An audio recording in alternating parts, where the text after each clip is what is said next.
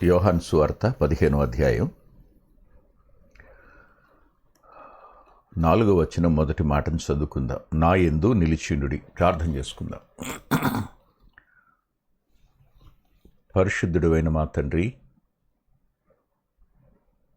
ప్రేమ కలిగిన మా దేవా, కృపగల మీ పాదాల సమీపానికి కృపా సత్య సంపూర్ణుడైన మీ ప్రియకుమారుడు, మా రక్షకుడు అయిన యేసుక్రీస్తు ప్రభువారి శ్రేష్ఠ ఉన్నత నామంలో వస్తున్నాం. మీ పాదాల సమీపానికి లేఖనాన్ని మేము చదివి అధ్యయనం చేసి గ్రహించడానికి మీ ప్రత్యేకమైన కృపా సహాయాన్ని అర్థిస్తున్నాం. మీరు మాతో మాట్లాడుదరని, కృపచూపుదురని మరోసారి విజ్ఞాపన చేస్తున్నాం. తండ్రి, సమయంలో నెల్లూరులో ఉన్న తమ్ముడు రత్న కుమార్ వారి నాన్నగారు రత్నం గారి ఆరోగ్యం కోసం ప్రార్థన చేస్తున్నాను. అయినా కృప చూపించండి. తమ్ముడు షాహు ఆరోగ్యం కొరకు ప్రార్థన చేస్తున్నాను. ప్రభువా, కనికరం చూపి సంపూర్ణమైన ఆరోగ్యాన్ని ఇవ్వండి. తిరిగి తమ్ముడు చిట్రాజు అమ్మాయికి స్రవంతి కొరకు కూడా ప్రార్థన చేస్తున్నాను. తనకు శక్తిని అనుగ్రహించండి, నీరసం నుండి కాపాడండి. బిడ్డలిద్దరూ వారి భవిష్యత్తు, పెద్ద పాప తన యొక్క చదువు విషయంలో, ఎగ్జామ్స్ విషయంలో మీరే సహాయపడమని విజ్ఞాపన చేస్తున్నాను. ఇదే సమయంలో వారి కాలేజీలో పనిచేస్తున్న సుబ్బారావు గారి విషయం ప్రార్థిస్తున్నాను. ప్రభు, ఆయన సంపూర్ణంగా కోలుకోవడానికి మీ కనికరాన్ని అర్థిస్తున్నాను. మహోన్నతుడు అయిన దేవా, చాలామంది ప్రియులు వ్యాక్సిన్ వేయించుకున్నారు. వారి కొరకు విజ్ఞాపన చేస్తున్నాను. అది వారికి ఉపయుక్తం అవడానికి వారు మంచిగా యాంటీబాడీస్ వారిలో వృద్ధి చెంది తెగులు నుంచి సంరక్షించబడే ఇమ్యూనిటీ వారిలో డెవలప్ అవడానికి సహాయం చేయమని ప్రార్థిస్తున్నాను. నీ దాసుని బలపరచండి. ప్రత్యేకంగా ఈరోజు చెప్పబోతున్న వాక్యాన్ని మీరు బలపరచండి. మీ ఆత్మచేత నింపి అవసరమైన మాటలే మాట్లాడడానికి సాయం చేయమని యేసుక్రీస్తు ప్రభు వారి పేరిట ప్రార్థిస్తున్నాం తండ్రి. ఆమేన్.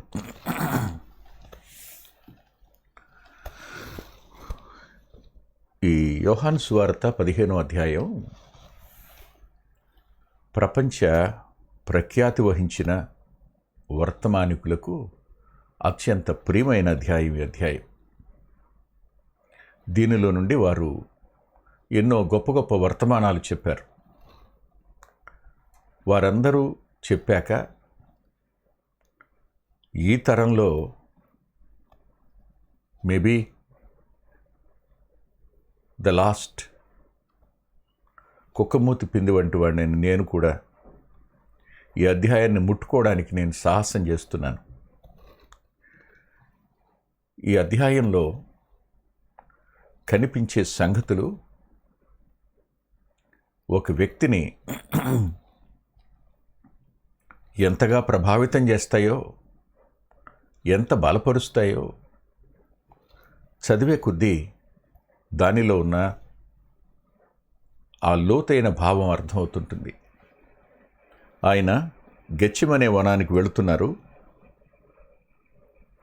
ప్రభు గెత్సిమనే వనానికి వెళ్ళడం,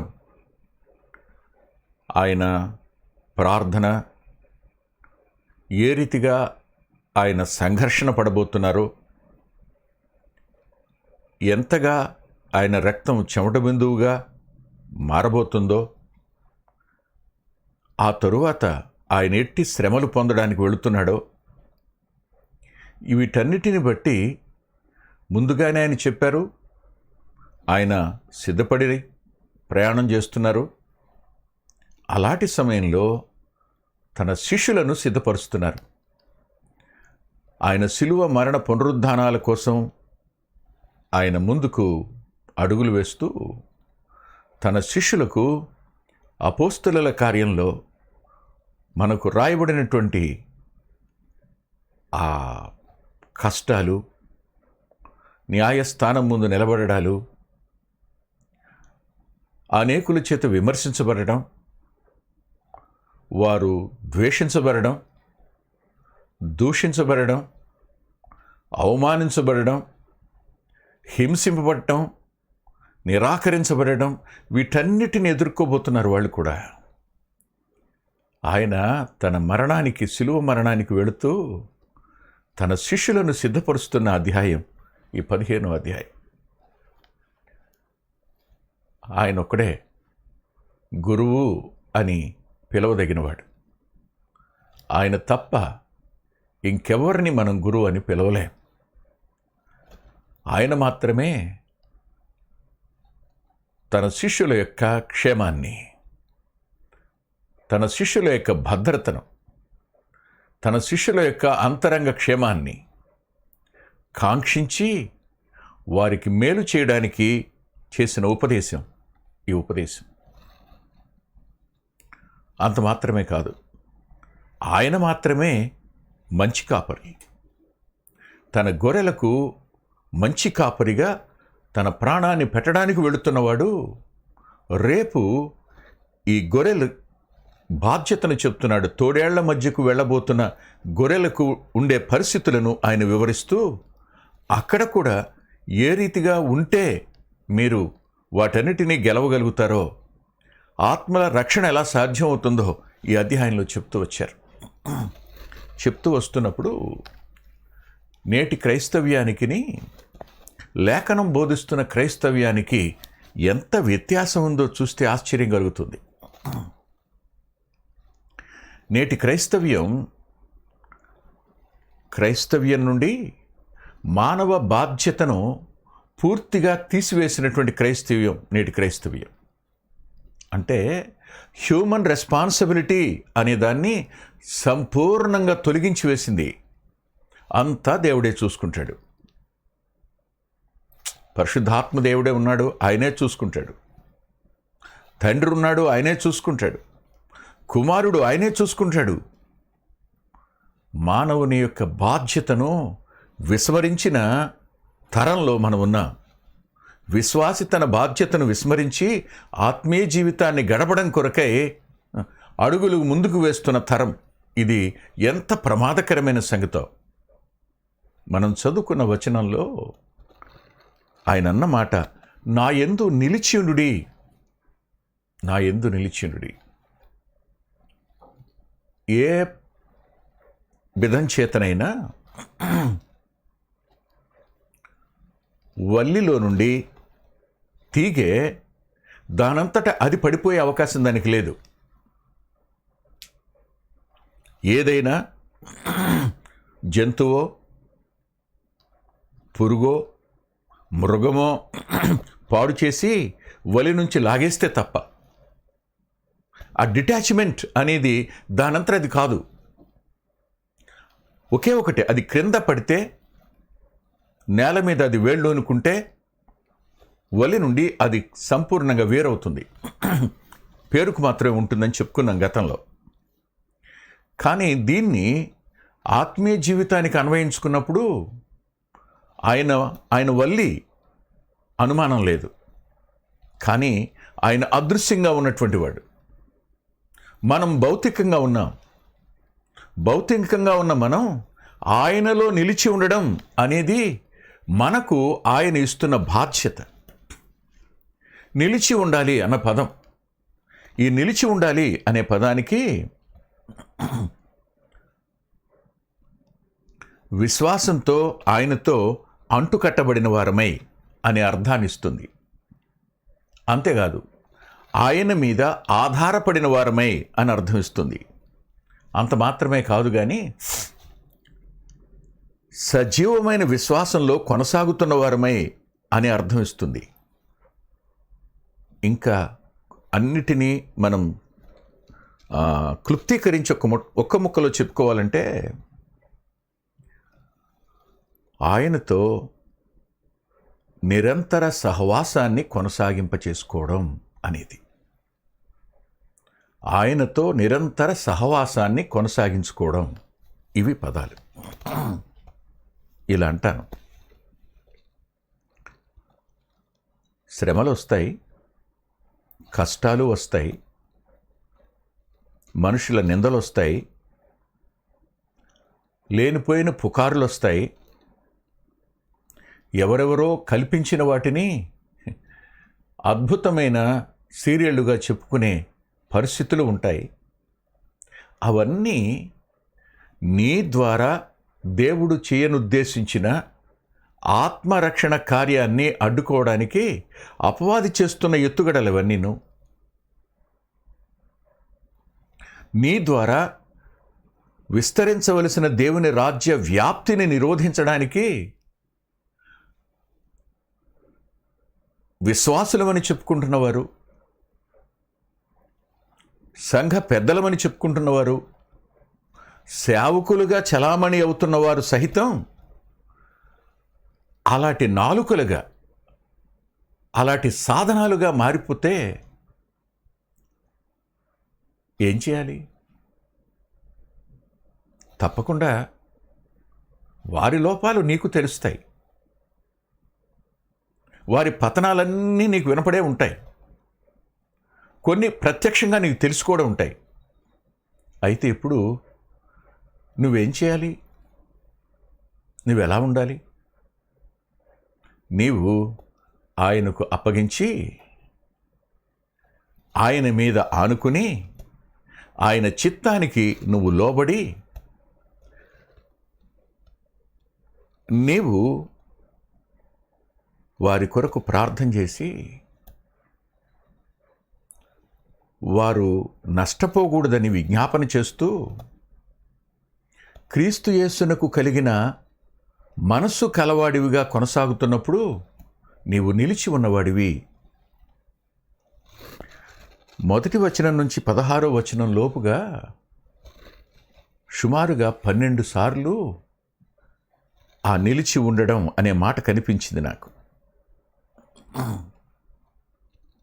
నిలిచి ఉండండి, నాలో నిలిచి ఉండకపోతే, ఇలాంటి పదాలు 12 సార్లు కనపడ్డాయి. ఇన్నిసార్లు పదే పదే ఈ పదం పునరావృతం అవడం వెనక దీని ప్రాధాన్యత ఎంత గొప్పదో అర్థమవుతుంది. అంతేకాదు, అవసరాలు వస్తాయి. ఈ అవసరాలు వచ్చినప్పుడు మనం ఎవరి వంక చూస్తాం? మనుషుల వైపు చూస్తాం. వారు డబ్బున్నవారు కదా, వారు మనకు సహాయం చేస్తే బాగుండును కదా అనుకుంటాం. ఇది మనం దేవుని మీద ఆధారపడడం కాదు. ఇది ఆయన సరఫరా వల్లిలో నుండి తీగలోనికి ఏ రీతిగా అవసరమైనటువంటి ఆ సారం, నీరు, ఖనిజాలు, లవణాలు ఇవన్నీ ఎలా అయితే సరఫరా అయ్యి అది వృద్ధి చెందుతూ ఉంటుందో, దాని అవసరతలన్నీ ఎలా తీరతాయో, మన ఆకలి మొదలుకొని మన అవసరతలన్నింటి కొరకు ఆయన సరఫరా చేసే దేవుడుగా ఉంటాడు. ఇలా సరఫరా చేయడానికి ఆయన ఎల్లప్పుడూ సంసిద్ధుడు. అయితే మనం నిలిచి ఉన్నామా? నిలిచి ఉంటే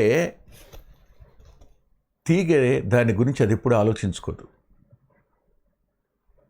దాని బాధ్యత వల్లి వహిస్తుంది. దాని ఎదుగుదల వల్లికి సంబంధించింది. దాని ఆరోగ్యం ఆ వల్లికి సంబంధించిందే. దాని పూత, పిందె ఇవన్నీ వల్లే చూసుకుంటుంది. నీవు నేను నిలిచి ఉంటే నాకు తెలిసిన ఓ పెద్ద ఆయన ఒక తమ్ముడితో ఇలా అన్నాడు. ఒకప్పుడు తమ్ముడికి నేనంటే చాలా అభిమానం ఉండేది. మేము ఆయన కలిసి చాలా చోట్ల మీటింగ్స్ చేశాం. ఎవరో నా గురించి ఆయనకి చెడుగా చెప్పారు. అందుకనే ఆయన నాకు చాలా దూరంగా సంబంధం లేకుండా ఉంటున్నాడు అని తన బాధను వ్యక్తం చేసినట్టుగా ఆ తమ్ముడితో చెప్తే తమ్ముడు నన్ను అడిగాడు, అన్నయ్య పలానా పెద్దవారు కదా ఆయన మిమ్మల్ని గురించి ఇలా అన్నారు, బాధపడ్డారు అన్నయ్య అని. నేను చెప్పాను, నాయన ఎవరో చెడు చెబితే విని దానిని బట్టి నేను వ్యక్తుల్ని దూరం చేసుకోను కూడాను. కానీ ప్రాథమికంగా ఒక చిన్న వ్యత్యాసం ఉంది. ఆ వ్యత్యాసం ఏమిటంటే, నేను విశ్వాసం మీద ఆధారపడి సేవ చేసేవాడిని. విశ్వాసం మీద ఆధారపడి సేవ చేసే నేను విశ్వాసం మీద కాకుండా ప్రజల వద్ద నుండి ఫండ్ రైజ్ చేయడం ద్వారా కొనసాగేటువంటి పద్ధతి వారిది. నేను దాన్ని తప్పు అనడంలా, కానీ నా విశ్వాసానికి ఆ విశ్వాసానికి పొసగదు అని నేను దూరంగా ఉన్నాను, అంతవరకే అని చెప్పాను. ఇలా అంటాను నేను. అవసరతలు చాలా వస్తాయి, క్లిష్ట పరిస్థితులు వస్తాయి. అవసరత మన శక్తికి మించి కనపడుతుంది. కానీ ఆయన అన్నారు, వల్లిని నేను, తీగలు మీరు. అంటే నేను సమస్తాన్ని సరఫరా చేసేవాడిని మీకు. నా మీద ఆధారపడతారా? నా వైపే చూస్తారా? విశ్వాసమునకు కర్తయు దాన్ని కొనసాగించువాడైనా యేసు వైపు చూచుచు. ఇది ఒక యుద్ధరంగం, ఇదొక పందెం, ఇదొక పరుగు పందెం. ఇందులో నీ వ్యక్తిగత ఆత్మీయ జీవితంలో నీవైనా నేనైనా నెరవేర్చవలసిన బాధ్యత ఉంది. అదేమిటంటే ఆయనతో వ్యక్తిగత సహవాసాన్ని కొనసాగించుకోవడం. వ్యక్తిగత సంబంధం ఏర్పడింది. తిరిగి జన్మించటం వద్ద వ్యక్తిగత సంబంధం ఏర్పడింది. వాస్తవానికి యోహాను సువార్త 1వ అధ్యాయం 3వ వచనంలో ఆయనలో జీవం ఉండెను, అదే జీవం నీలో ఉంది. నువ్వు వెలిగించబడ్డావు, తిరిగి జన్మించావు. ఇప్పుడు నువ్వు ఆధారపడవలసింది ఆయన జీవం మీద. ఆయన జీవం మీద. ఆయన నీకు సరఫరా చేయవలసినవాడు. అలా కాకుండా ఎప్పుడు మనం వ్యక్తుల వైపు చూస్తామో, ఎప్పుడు మనం వేరే వైపు చూడడానికి ఇష్టపడతామో, అప్పుడు వల్లి నుంచి మనం వేరవుతున్నామని అర్థం. ఖచ్చితంగా వేరైనట్లు లెక్క.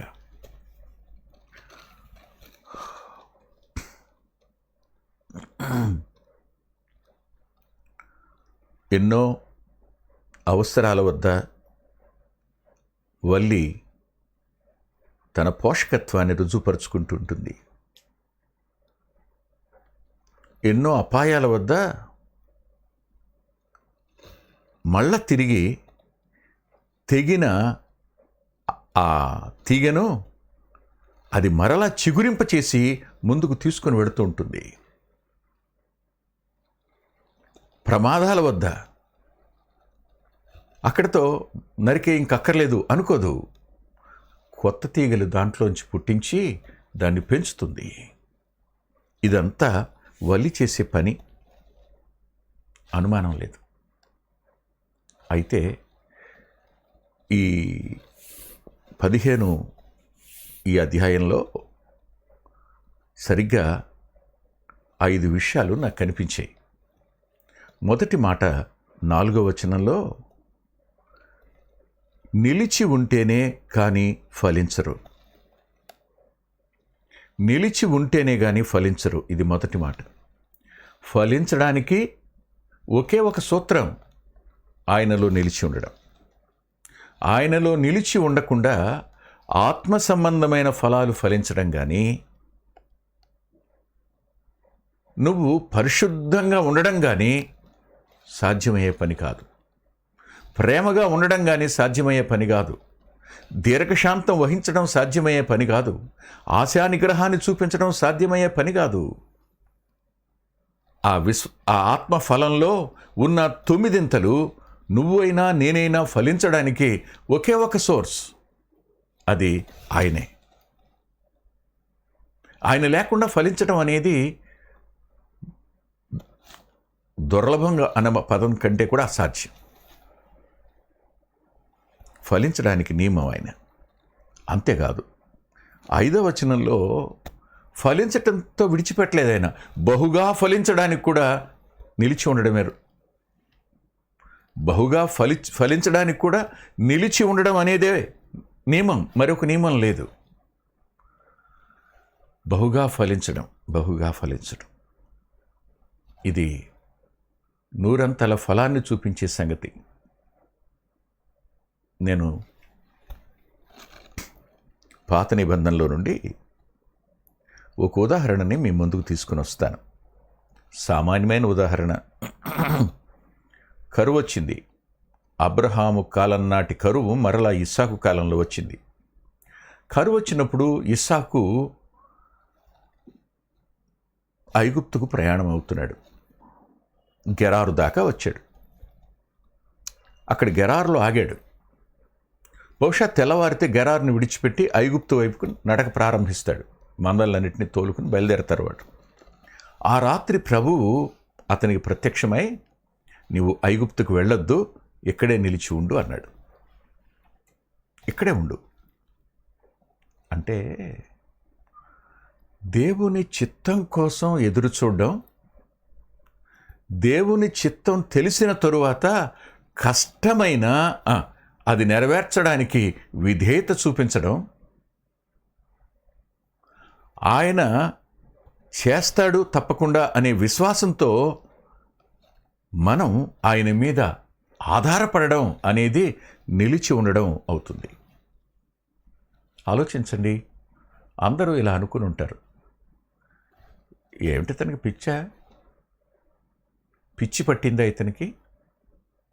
కరువుతో దేశం విలవిల్లాడిపోతున్నప్పుడు ఇన్ని మందలను ఇక్కడ పెట్టుకుని అతడేమిటి ఆ గుడారంలో నుంచి ఆ గోధుమలను తీసి, ఆ యవల్ని తీసి వాటిని సేద్యం చేసి చల్లుతాడేమిటి? నీరెక్కడిది? దేవుడు అన్నాడు, ఇక్కడే ఉండు, ఇక్కడే నిన్ను ఆశీర్వదిస్తానని. సరిగ్గా దేవుని మీద ఆనుకున్నాడు. వాళ్ళ నాన్న కాలంలో తవ్విన బావిని తిరిగి తవ్వాడు. విస్తారమైన భూగర్భ జలం దొరికింది. లోకానికి అర్థం కానిది ఎల్లప్పుడూ నీ అంతరంగంలో సజీవమైన జీవపు ఊటగా, జీవజల బుగ్గగా ఆయన అనుగ్రహించిన ఆత్మ యొక్క నింపుదల,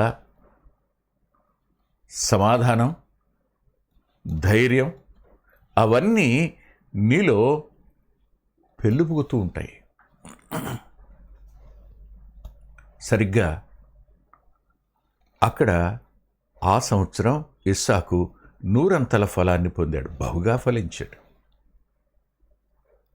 బహుగా ఫలించడానికి నిలిచి ఉండడమే రహస్యం. అంతేకాదు, 7వ వచనంలో, మీరు నా యందును నేను మీ యందును ఉన్నప్పుడు మీకేది ఇష్టమో అడగండి, నేను దాన్ని మీకు ఇస్తాను అన్నాడు ఆయన. అంటే వారు యాజకుల ముందుకు తీసుకొని రాబడతారు, పెద్దల ముందుకు తీసుకొని రాబడతారు, రోమా ప్రభుత్వం వారి ఎదురుకు తీసుకొని రాబడతారు, చెరసాల్లోకి తీసుకుని పోబడతారు. వీటన్నింటిలో కూడా ఆయన చెప్తున్నాడు, మీరు ఫలించాలి, మీరు బహుగా ఫలించాలి. అంత మాత్రమే కాదు సుమా, ఆ సమయంలో నేను మీకు మాట చెప్తున్నాను, మీరు నా మీదనే ఆనుకుని నాతో సహవాసాన్ని కొనసాగించుకుంటూ మీరు జీవనంలో నిలిచి ఉంటే, మీరు ఏమి అడిగితే అది నేను చేస్తుంటాను, ఏమి అడిగితే అది చేస్తాను. శిష్యులు అపోస్తల కార్యాలలో ఆ చేసిన కార్యాలన్నింటి వెనక వారి ప్రార్థన ఉంది. వారు ఆయనతో కలిగి ఉన్న స్థిరమైన సహవాసం ఉంది. మనం ఎప్పుడు మర్చిపోకూడదు ఈ విషయం.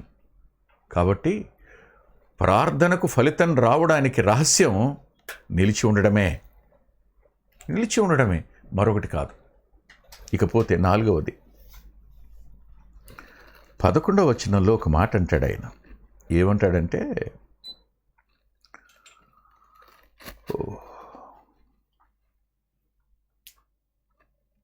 మీ యందు నా సంతోషం ఉండవలనని, ఇది 10వ వచనానికి కంటిన్యూషన్. ఇది నా ప్రేమ యందు మీరు నిలిచి ఉండండి అంటాడు. వేటిలో నిలిచి ఉండమన్నాడో తర్వాత చూద్దాం. నిలిచి ఉంటే నా సంతోషం మీలో ఉంటుంది. లోక సంతోషం కాదు, లోక సంతోషం కాదు. ఆ భర్త బాధపడుతున్నప్పుడు ఆ భార్య లోపల సంతోషించిందట. ఎందుకు నువ్వు ఏడవే, నువ్వెందుకు అలా సంతోషంగా ఉంటావు అంటే ఆమె ఏమంటుంది, నేనండి నా ప్రభు కొరకు ఇది భాగ్యంగా ఎంచుకున్నాను కనుక నేను సంతోషిస్తాను. తండ్రి చిత్తం నెరవేర్చడానికి సంతోషంగా కుమారుడు తను తాను ఎలాగ అప్పగించుకున్నాడో అదే చిత్తంలో నేను కూడా ఆ సంతోషాన్ని నా అంతరంగంలో కలిగి ఉన్నాను. సంతోషానికి, అంతరంగ సంతోషానికి రహస్యం కూడా నిలిచి ఉండడం అనిపించింది నాకు. ఇకపోతే 16వ వచనంలో మనం ఒక్కోసారి ప్రేమిస్తాం, కొన్నిసార్లు ప్రేమించలేం. ఒక్కో మారు క్షమిస్తాం, కొన్నిసార్లు క్షమించలేం. ఒక్కోసారి దీర్ఘశాంతం వహించి మౌనంగా ఉంటాం. మన భావోద్రేకాలు మన ఆధీనంలో ఉంటాయి, సాత్వికంగా ఉంటాం. కానీ అన్ని మార్లు అలా ఉండవు. ఏ ఫలాన్ని నువ్వు ఫలించావో ఆ ఫలం నిలిచి ఉండడానికి కూడా రహస్యం నీవు ఆయనతో ఆ constant fellowship with your lord is secret. ఇవన్నీ చెప్పాక నువ్వు నేను నిలిచి ఉన్నాను అనడానికి ఏదైనా రుజువు ఉందా అంటే ఉంది రుజువు. రండి చూద్దాం. యోహాను గారు తానే తన మొదటి పత్రిక 2వ అధ్యాయం 5-6 వచనాలలో ఆయన ఇలా అన్నారు, ఆయన వాక్యము ఎవడు గైకొనునో వానిలో దేవుని ప్రేమ నిజముగా పరిపూర్ణమాయెను. ఆయన యందు నిలిచి ఉన్నవాడనని చెప్పుకొనువాడు ఆయన ఎలాగూ నడుచుకొనునో అలాగే తానును నడుచుకొన బద్ధుడై ఉన్నాడు. మనము ఆయన యందు ఉన్నామని దీని వలన తెలుసుకొనుచు ఉన్నాము. ప్రభువులాగా నడుచుకోవడం నీకు సాధ్యమవుతున్నప్పుడు, ప్రతి చిన్న విషయంలో సాధ్యమవుతున్నప్పుడు నీవు ఆయనలో ఉన్నావు అని రుజువు అవుతుంది. ఇది ప్రూఫ్. కానీ ఒక మాట అంటాను, మనం ఆయన నుండి, ఆయన సహవాసం నుండి ఎన్ని మార్లు దూరం అయిపోయి ఉంటామో. స్వయానికి చోటిచ్చిన ప్రతిసారి మనం ఆయన సహవాసం నుంచి దూరం అవుతాం. పాపానికి అవకాశం ఇచ్చిన ప్రతిసారి ఆయన సహవాసం నుండి దూరం అయిపోతాం. మనం ఆయన మీద ఆధారపడకుండా సొంత ప్రయత్నం చేస్తున్న ప్రతిసారి ఆయన చిత్తం చొప్పున ఆయన చేయమంటే నువ్వు ప్రయత్నం చేయడం వేరు, ఆయన చిత్తం కాకుండా నీ ఇష్టాన్ని నెరవేర్చుకోవడం కోసం నువ్వు చేసే ప్రయత్నం వేరు. ఈ ప్రయత్నం వద్ద నువ్వు ఆయనకు దూరం అయిపోతావు. వెరసి మరి నేను నిలిచి ఉండాలి అనే తపన ప్రతి వ్యక్తిలో ఉంటుంది. ఇప్పుడు ఫలించడానికి కానీ, బహుగా ఫలించడానికి కానీ, ప్రార్థన రహస్యం కానీ, సంతోష రహస్యం కానీ, ఫలం నిలిచి ఉండడానికి రహస్యం నిలిచి ఉండడం ఆయనలో అయితే, మరి నిలిచి ఉండడానికి ఏదైనా ఒక నియమం కానీ, సూత్రం కానీ ఉందా అంటే ఉంది. ఇదే యోహాను సువార్తలో 6వ అధ్యాయం 56వ వచనంలో ఆయన ఇలా అన్నారు, నా శరీరము తిని నా రక్తము త్రాగువాడు నా యందును నేను వాని యందును నిలిచియుందుము. ఇది రహస్యం. ఆయనతో వ్యక్తిగత సంబంధాన్ని జాగరూకులమై కాపాడుకోవలసిన బాధ్యత ప్రతి విశ్వాసిది, ప్రతి సంఘ పెద్దది, ప్రతి సేవకునిదిని. అంటే ఏమిటి, దీన్ని ఎలాగో మనం అర్థం చేసుకోవాలి? ఒకసారి మీరు కొరింథీయులకు రాసిన మొదటి పత్రిక 11వ అధ్యాయం దగ్గరికి రండి. వచ్చినప్పుడు 28వ వచనంలో రాసుంది, కాబట్టి ప్రతి మనుష్యుడు తను తాను పరీక్షించుకొనవలెను, అలాగు చేసి ఆ రొట్టెను తిని ఆ పాత్రలోనిది త్రాగవలెను. చేసిన ప్రతి తప్పు, పలికిన ప్రతి మాట, ప్రచారం చేసిన ప్రతి విధమైన దౌష్ట్యం, వీటన్నింటి విషయంలో పశ్చాత్తాపడి ఆయన పాదాల మీద పడి ఆయన క్షమాపణ కోరి నీవు మరలా ఆయనతో సమాధాన పడినప్పుడు నీవు ఆయనతో సహవాసాన్ని పునరుద్ధరించుకున్నవాడివోతావు. ఆ పునరుద్ధరించుకున్న సహవాసాన్ని స్థిరంగా కొనసాగించుకోవడం అనేది నీపైన నాపైన పెట్టబడిన బాధ్యత. మనం లోకంలో ప్రయాణం చేస్తున్నప్పుడు ఈ ఆత్మ సంబంధమైన అభ్యాసం ప్రతి చిన్న విషయంలో ఎంత త్వరగా మనిషి అపార్థం చేసుకుంటాడో. వెంటనే ఒక్క నిమిషంలోనే మనం అనుకున్నది తప్పు అని తెలుస్తుంది, కానీ స్వయం ఒప్పుకోదు.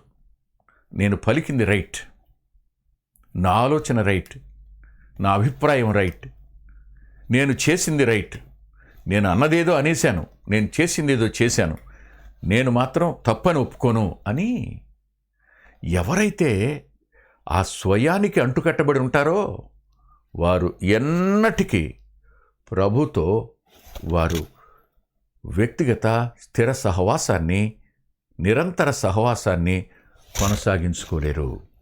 ఇది సాధ్యమయ్యే పని కాదు.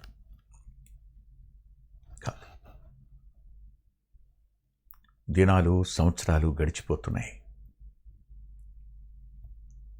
పరలోక సింహాసనానికి దగ్గరగా వెళుతున్నాం. ఇంకా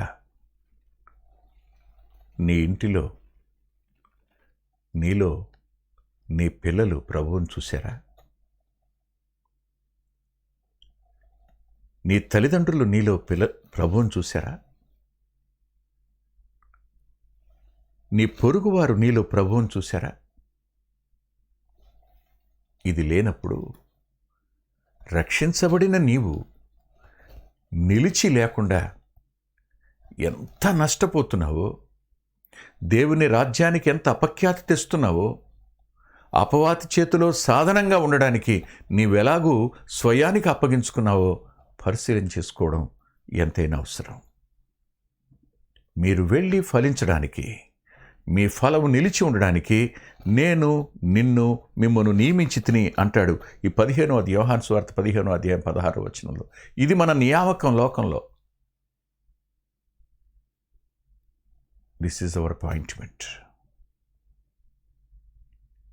దీనికి వేరుగా జీవించడం మనకు దూరమగునుగాక. తలలోంచి ప్రార్థన చేసుకుందాం. మహోన్నతుడైన మా ప్రియ తండ్రి, పరిశుద్ధుడైన మా దేవా, నీచుడువును సర్వవ్యాపి అయిన మీరే మా అంతరంగాలలో మీ ఆత్మ నుంచి అవసరమైన సమస్తాన్ని మాకు అనుగ్రహించడానికి ఇష్టపడి మమ్మను బలపరచడానికి మీరు అనునిత్యం సిద్ధంగా ఉన్నారు. లోపం మాదే, పొరపాటు మాదే. దయచేసి ఎక్కడెక్కడ వలి అయినా మీ నుండి దూరం అవుతున్నామో ఆ చోట్ల దయచేసి మమ్మను క్షమించి మరలా మీ జీవం మాలోనికి సరఫరా ఉన్నట్టు సాయపడమని యేసుక్రీస్తు ప్రభు వారి పేరిట ప్రార్థిస్తున్నాం తండ్రి. ఆమేన్. ఆమేన్. ప్రభు చిత్తమైతే మరలా తిరిగి శుక్రవారం రాత్రి 9:30 కలుసుకుందాం. దేవుడు మిమ్మల్ని దీవించునుగాక.